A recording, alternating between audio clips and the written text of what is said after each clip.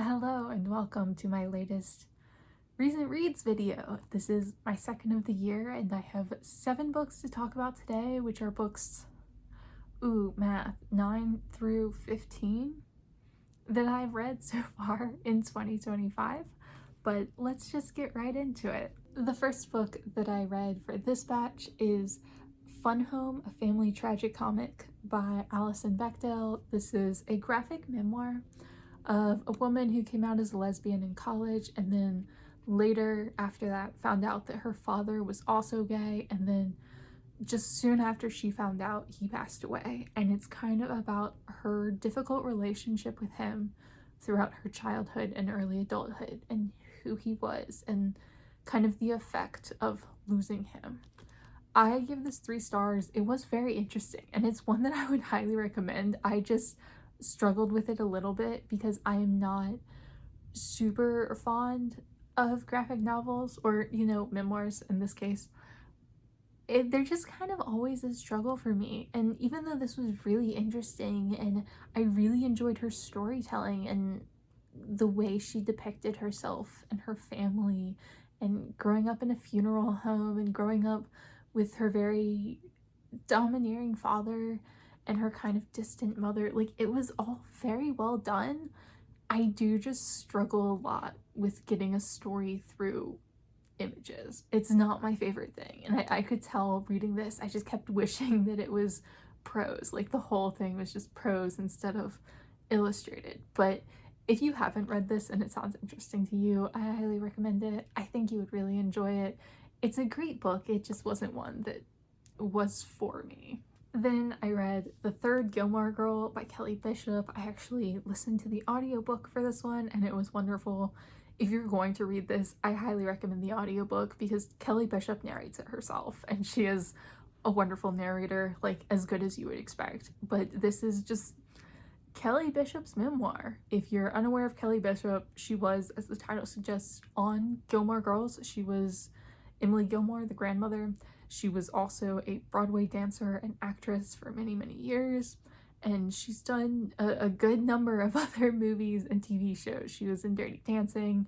She was in A Chorus Line. She actually won a Tony for A Chorus Line, and she's just like an icon in Broadway and musical theater and acting for many, many years.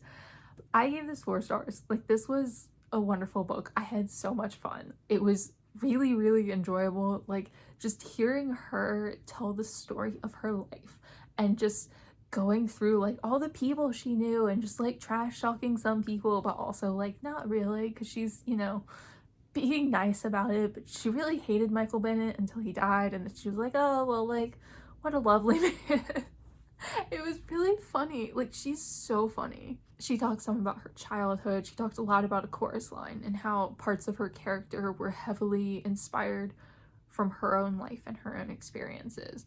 And she talks about her relationship with her mother and like her marriages and, acting and like the friends she's made while acting. And I mean, it's a memoir of an actress. Like, it is what it is. And if you like Kelly Bishop at all, I think you'll love this.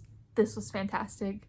I liked it far better than Lauren Graham's book because this was more like straight memoir than like Lauren Graham's book, which was kind of essays that I didn't always appreciate. But this book was fun. Like, Kelly Bishop is an icon and a diva, and she knows it and she embraces it, and like, she knows how fantastic she is. It was sad in points, it was sweet in points, it was lovely, it was wonderful. Highly recommend, and especially the audiobook. Then I read another audiobook, Men We Reaped by Jesmyn. She is, I think, more known for her fiction. I've seen her name thrown around in fiction circles for a while, and I hadn't read any of her books, so this is my first. It is a non-fiction book that is essentially the story of her late teens, early 20s, mid-20s, essentially over 5 years. 5 young Black men she knew died, starting with her brother and then going through several of her friends, her sister's boyfriends, just 5 men that she knew died. And this is kind of half memoir of her own life and growing up, and then half the story of these men and their deaths. And it's really, really sad. I gave it 4 stars. It's an absolutely heartbreaking book, but so beautifully written. It was really, really wonderful. She kind of goes backwards in time, starting with the most recent of the 5 deaths, which I think was, they were all like early 2000s, and just talking about her friend and like what happened to her friend, and like, you know, the drug overdose, the suicide, the car accident, you know, etc., etc. And it was just heartbreaking. Like, this was an utterly heartbreaking book. And then she also talks about her early childhood, like obviously growing up with her brother who later passed, but also just what it was like growing up in Mississippi and in poverty, and how she escaped away to college and then kept coming back and kept feeling homesick and kept feeling like this was her place in the world and her people, and kind of feeling like in a way her friends were being taken out, even though like obviously it wasn't just like one thing that was happening to all of them. It's just such a tragic book, and like it's really hard. I definitely wouldn't recommend this to anyone because it is just like crushingly sad. Like at all points this book was crushingly sad, but I did really enjoy it, and I would recommend it if you don't mind just like horrifically sad things. And like she talks a lot about racism, but at its core it's just about grief, and it's about the experience of being Black and dying young and having the people around you die young. I don't really know what to say about this book because that's what it is, and it was wonderful. I really went to read some of her fiction because I've heard wonderful things, and if it's anything like this book, I'll love it too. But if you're interested, if you don't mind sad things, I would definitely pick this up. Then on to my favorite book of the year so far, my only 5-star read so far, which is Changing All-Stars by Nana Kwame Adjei-Brenyah. This is a dystopic novel that is essentially, you know, if you're going for like the literary discussion route, it is essentially a critique of the private prison industry in America. It's set in America's future, and it's really focused on the prison industry and like all of the flaws therein. If you're going based off basic plot, it's about gladiator fights. Essentially, in this world, in America's future, people on death row or who have like life imprisonment, or at least close to life imprisonment, are able to sign up for this program called the CAPE program, which is essentially gladiator fights. Every few weeks or whatever, they host gladiator fights in like big arenas, and people fight to the death. Like it's, you know, one-on-one matches or doubles matches, and these prisoners get their weapons and go into the arena and kill to save themselves. And if you survive 3 years in this program, no matter what crime you committed, no matter what you were convicted of, no matter what your sentence is, you will be released.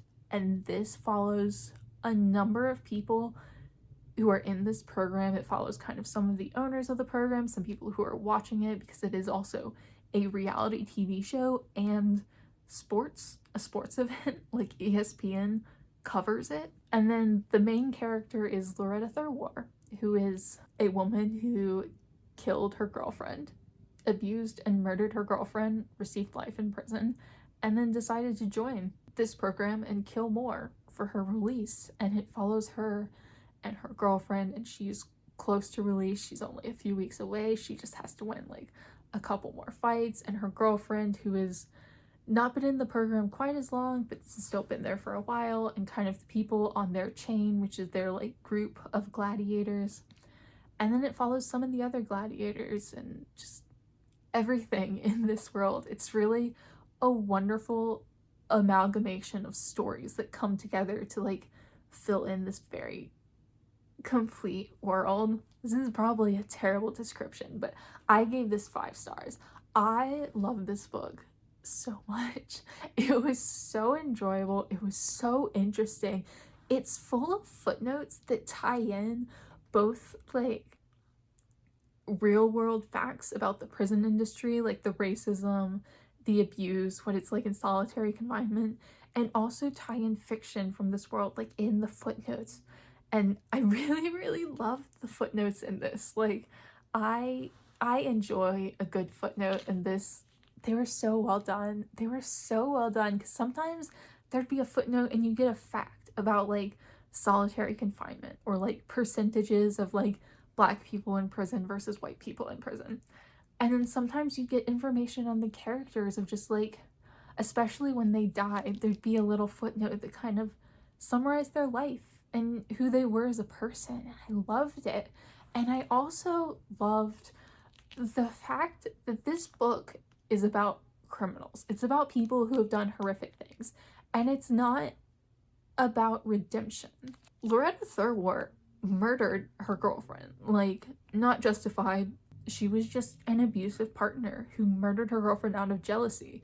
And it doesn't try to justify it. It doesn't try to explain it away. And it doesn't try to redeem her character. This book is more about humanizing people. Like, no matter what they've done wrong, they still deserve their humanity to be respected. They don't necessarily deserve forgiveness, but they also don't deserve kind of the horrors and abuses in this system. And this was so good. Like, I usually prefer books that are really, really close on one character and follow one individual story. And this really jumped around everywhere. Like, you would follow people who were like watching the reality show and like getting into the storylines of like these characters.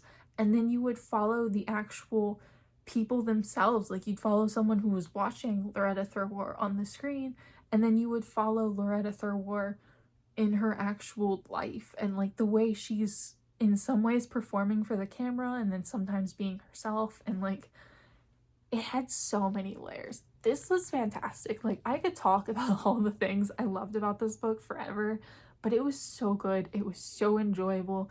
It handled racism and structural inequality so well. Like, Adjei-Brenyah clearly did so much research into like the prison industry and like the horrific things that happen and the inequalities in the prison industry. And the characters were so well done, and like the story was so well fleshed out. I loved the ending. Like, this is wonderful. This is one of my favorite books of the year. Like, it definitely will be on my favorites list next year. I adored this. I highly recommend, if you like any type of dystopic books, 100% recommend go read this. It is violent and graphic. There's a lot of like of many different kinds of violence in this, so probably not for you if you want to avoid that. But if you don't mind reading about that, please pick this up. I know it got like tons of hype in the last I don't remember when it was published, year or two, but it's worth it. Like, it's worth every bit of the hype, and I love this so much. Then I finally read The Borrowed by Ho-Kei. This was recommended to me by Matilda Gothica for my Choose My TBR 2024. I was a little bit late getting to this one. I did start it in December and then kind of got halfway through and put it down. It is a Hong Kong mystery collection that follows a detective throughout his career. It starts on his very last case and then goes backwards through his career. So you kind of get like every 10 years you get a case. Like, you'll get one in like 2010 and then get one in the early 2000s and the 90s and the 80s, like going back in time. I believe there were 6 overall. I gave this 3 stars. It wasn't bad by any means. Like, there were definitely lots of things about this that were quite enjoyable. There was a lot of like cultural focus on Hong Kong, like a lot more than just like, it wasn't just mystery. Like, there was a lot of like social discussion and like what it was like in Hong Kong, what the political atmosphere was like, you know, how the police were viewed at different time periods, because it does cover like, you know, 50 years or so. So that was really interesting. But I think like at its core, I just don't really like mystery books. Like, I love thrillers, so it feels weird. It feels weird that I'm like just now coming to this conclusion that mystery books are my vibe, but mysteries and thrillers just get like so intertwined and like combined together in descriptions. And I love thrillers, so I think I always just kind of like put them together in my head and never realized that like straight mystery books are not really my thing. I wind up just getting kind of bored when I read them. And like, that's not an issue with the books themselves. That's just like, mystery books aren't my thing. So like, while I was reading this, I was just like, it was so easy to put it down because each case is kind of its own thing. It's technically considered a novel, but I would really consider it more like a short story collection. So it was really easy to read a short story and then just put it down for weeks at a time and not pick it back up, which is where I wound up being for a lot of last year. But if you do like mystery books, if you're like an Agatha Christie fan, I think you would enjoy this a lot more than I did. It was really well written. The characters were interesting.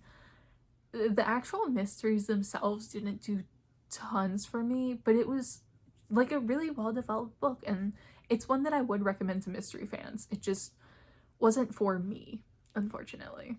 Sea of Strangers by Leav. This is a poetry book, poetry and prose, mostly poetry though, that is essentially kind of memoir-esque, kind of love poems, kind of breakup poems. It's poetry. I give this 2 stars. It unfortunately wasn't for me. I am picky on poetry anyway. Like, poetry doesn't tend to be my vibe. I rarely read it, like maybe once a year, if that. Out of the 100+ books I read, 1 might be poetry, and not consistently. So I do think this had like an uphill battle for me to begin with, and then reading it, some of the things she wrote were lovely, some of them were very nice, but overall it was a lot of like breakup poems and that kind of like indulging that like toxic negativity that you feel after a breakup, where you're like, I feel sad and bad, let me just indulge that, let me just like accept that into me, and just like, you know. And I don't think that's bad. I think that's very healthy to like, after you have a breakup or anything bad like that, just like let yourself wallow for a moment. But as I was reading it, I was just like, this isn't doing anything for me. And I found myself being kind of annoyed at a lot of the poems that were just like, I'll never love again, I'll never, like, you know, you were everything to me, how have you left me? Like, and that wasn't it. That's obviously an exaggeration. But that was how I felt. I was just kind of like, I'm not the target audience. Like, maybe if I'd read this when I was like 19, right after a breakup, I'd have enjoyed it more, but it just didn't do a whole lot for me. So, unfortunately, not my vibe. And the final book I have to talk about is Black Cake by Charmaine Wilkerson. This is a historical fiction / contemporary novel. 2 siblings, a brother and sister in their 30s and 40s, are estranged and coming together again after their mother has just died. They haven't spoken in years, and their mother's will specifies that they must sit together and listen to a tape that she has recorded them that's 8 hours long, essentially about her life and revealing some secrets that she kept from them. It's really about the story of a family coming together, so you're following the brother and the sister as they're learning these things about their mother and kind of dealing with each other and like coming together again and rebuilding their relationship. And it also covers the mother's story, starting in the Caribbean where she was born, and then as she moved first to England and then to the United States, and all of the family secrets that are being revealed in this book. I gave this 2 stars, unfortunately. I kept thinking that at some point I would connect better with this book, and I unfortunately didn't. I really didn't get along with the writing style. It's 3rd person present tense, which I really dislike. I probably would not have picked this book up knowing that, had it not been for one of my book clubs.